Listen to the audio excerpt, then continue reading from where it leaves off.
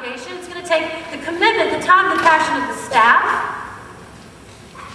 God, I love Millbrook Church. And I've been here now, almost 3 years, and I see how this church has opened their doors to the Spirit. I see, God, how they're allowing you in their lives in new ways. I see how they're being transformed by you. How do I convince them to get on board, to give more? You can't. You keep saying that, and I don't understand. What do you mean I can't? That's my job. What I mean is that you cannot convince people to give more. In fact, that is not even what I want you to try to do. It isn't? No, it is not. Well, then what am I supposed to do in my sermon? Well, I'm glad you're finally considering what I want as you prepare your sermon.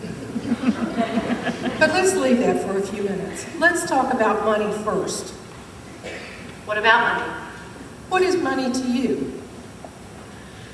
Well, I guess money is basically what we use as a means of exchange for things like housing, services, entertainment.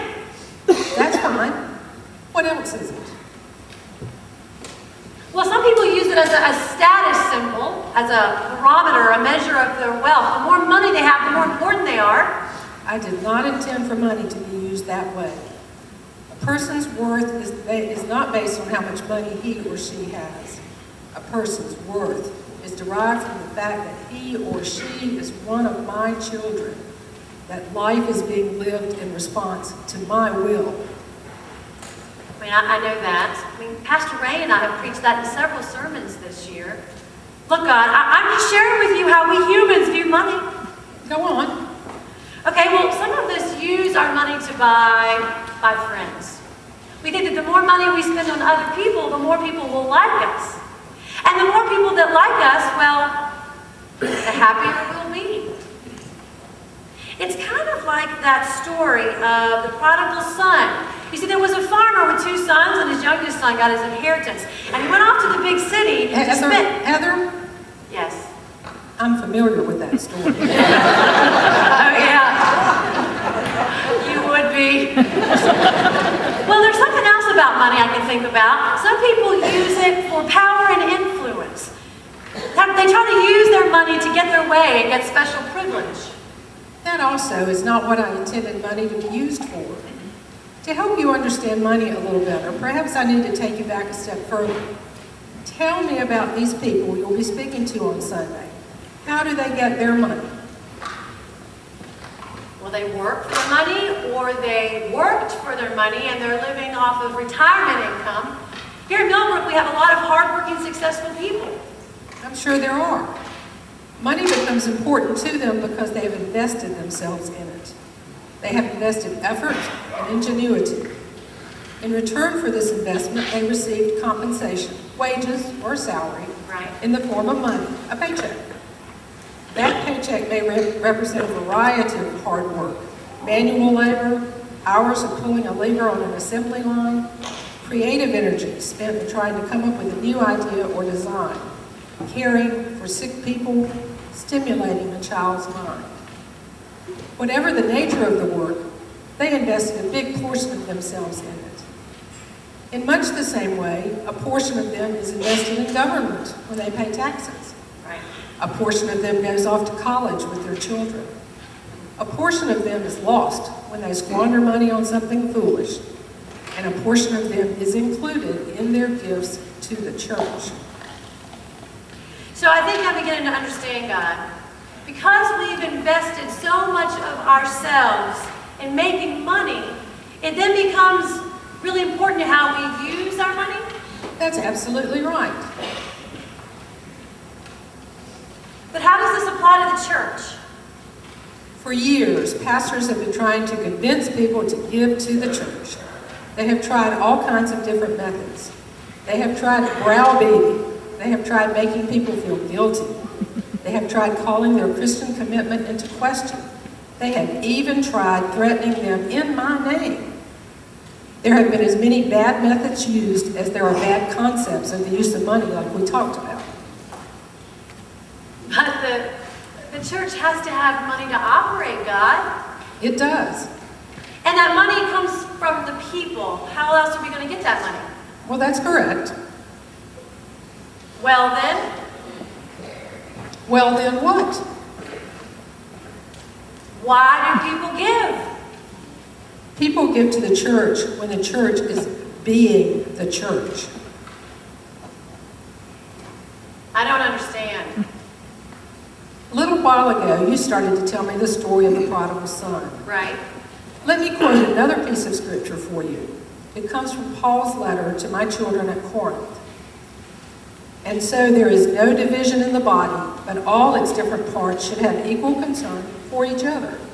If one part of the body suffers, all the other body parts suffer with it. If one part is praised, all other parts share its happiness. All of you then are Christ's body, and each one is a part of it.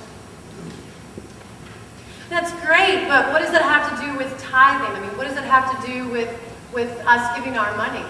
I mean, I can understand if you quoted the story of the widow and her 2 mites, or the story of the rich young ruler, but why quote this scripture? Because this scripture talks about the church. This scripture tells how to go about being the church, about how to be the body of my beloved Son on earth, the church as I want it to be. The church that is alive and vital. The church that is touching people's lives, healing hurts, ministering to their needs. The church where people see themselves as an important part of that body. The church where people invest themselves in something their faith tells them is worthwhile. So let me see if I can put this all together. How we use our money is important because we've invested so much of ourselves to earn it. Therefore, we will invest our money where we decide it is worthwhile to invest ourselves. And that will be the church, if the church is being the church that you call it to be. Exactly, Heather. And here's the thing. Neither you nor Ray are going to convince the people to give because of one sermon. Yeah. This is a long-range growth process. It takes time. At this point, they either feel they are a vital part of Christ's body or they don't. They either feel the work and ministry of Millbrook is worthwhile enough to invest themselves in their money or they don't. Either they feel the church is vital in their lives or they don't. But I still have to preach a sermon on Sunday. Yes, you do. Would it be okay if I use that scripture from 1 Corinthians that you quoted? It is part of my word. Oh, and for a sermon title, what if I use part of our theme, God is big enough? I am that. Well, okay, so I have the scripture and I have the sermon title. Now, what do I say? Just tell them what I told you. Oh, wait a minute. You preachers think every sermon needs 3 points, don't you? Yes. Okay, here they are. Are you ready? I'm ready. First, and this is important, tell them that I love them. Second, tell them that they are my people and I am their God. Third, tell them that if Millbrook United Methodist Church is really striving to be the church, if it's touching people's lives and sharing my love, if the church is truly vital in their lives, then I can think of no better place to invest themselves. Is that it? That's it. Okay. I'll tell them. God, will you be there on Sunday? Heather, I am with you always. Oh, right. Thanks be to you.